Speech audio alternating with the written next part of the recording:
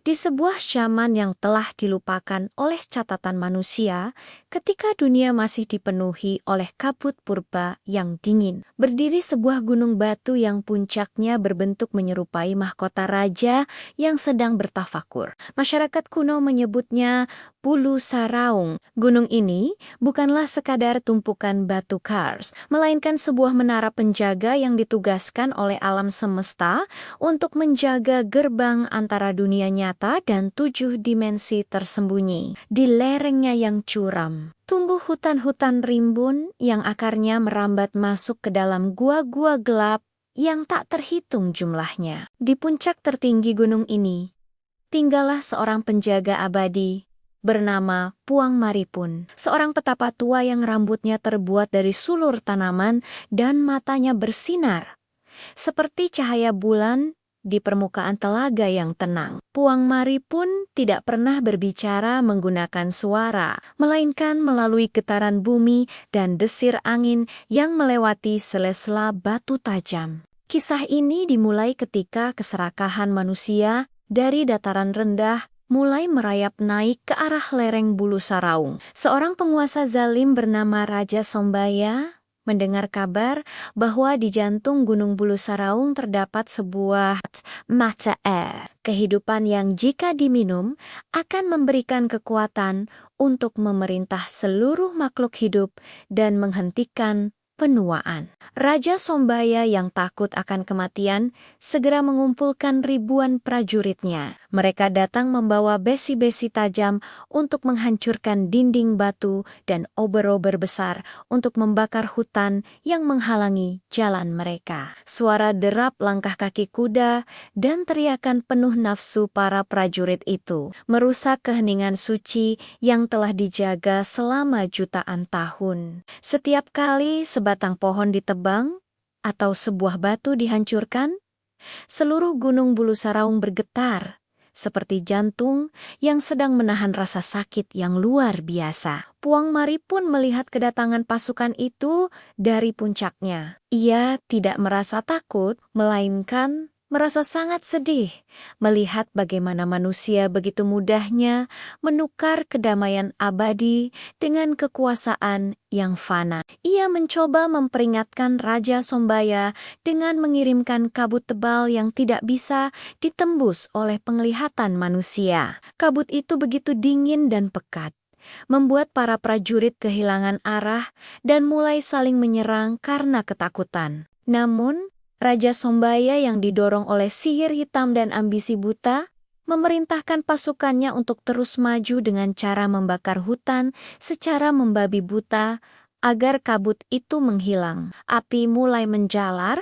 membakar rumah bagi ribuan burung endemik dan hiuen-hiuen suci penjaga lereng. Cahaya merah api memantul pada dinding-dinding kalsit putih, menciptakan pemandangan yang mengerikan seperti neraka yang naik ke permukaan bumi. Saat pasukan itu hampir mencapai gua utama yang menuju ke jantung gunung, Allah mulai memberikan perlawanannya sendiri. Bulu Saraung yang merupakan bagian dari labirin kars raksasa mulai menggerakkan tubuhnya. Gua-gua yang tadinya terbuka secara tiba-tiba menutup dan tanah di bawah kaki para prajurit mulai amblas, menelan mereka ke dalam kegelapan palung bawah tanah yang tak berujung. Puang Maripun akhirnya berdiri di depan mulut gua terakhir. Ia mengangkat tongkat kayunya yang terbuat dari akar pohon cendana tertua. Seketika, dinding-dinding batu di sekelilingnya berubah menjadi ribuan prajurit batu yang hidup. Pertempuran epik pun terjadi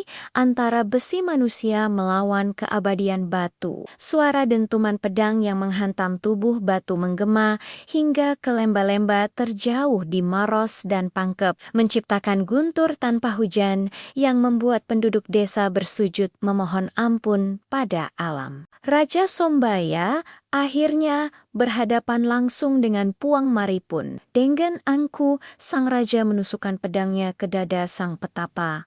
Namun, keajaiban terjadi. Pedang itu justru lumer menjadi air jernih saat menyentuh kulit Puang Maripun, sang petapa, kemudian menyentuh dahi Raja Sombaya dan memberikan penglihatan tentang masa depan. Sang raja melihat dirinya menjadi penguasa dunia, namun ia duduk sendirian di atas tumpukan tengkorak di sebuah planet yang sudah kering dan tidak ada satupun tanaman yang tumbuh. Raja Sombaya melihat kengerian dari keabadian yang ia cari. Sebuah keabadian di mana tidak ada lagi cinta, tidak ada lagi kicauan burung, dan tidak ada lagi air untuk membasahi tenggorokannya yang kering. Di dalam penglihatan itu, ia merasakan haus yang tak terhingga dan kesepian yang lebih menyakitkan daripada kematian itu sendiri. Seketika, sang raja jatuh terduduk dan menangis terseduh-seduh. Ia menyadari bahwa kekuasaan yang ia cari hanyalah sebuah kehampaan yang besar. Ia memerintahkan sisa pasukannya untuk segera mundur dan memadamkan api yang masih berkobar. Sebagai tanda penyesalan, Raja Sombaya melepaskan mahkota emasnya dan melemparkannya ke dalam jurang terdalam di Bulu Saraung. Ia bersumpah bahwa sejak hari itu tidak akan ada satupun manusia dari kerajaannya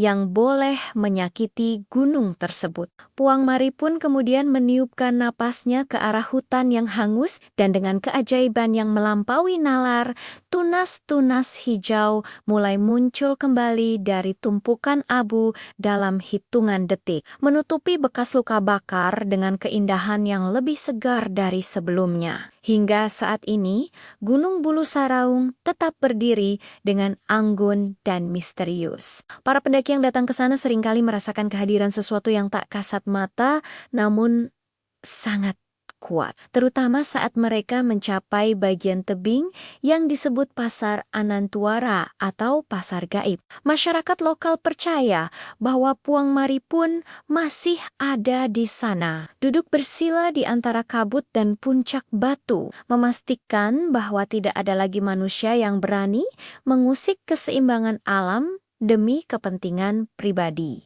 Setiap embusan angin di puncaknya membawa pesan bisikan yang sama, bahwa alam adalah ibu yang memberi kehidupan dan siapapun yang mencoba menjadi tuannya akan berakhir menjadi debu di bawah kakinya. Bulu Saraung akan selalu menjadi mahkota bagi Sulawesi, sebuah benteng kesucian yang mengingatkan manusia tentang kecilnya mereka di hadapan kemegahan penciptaan yang abadi.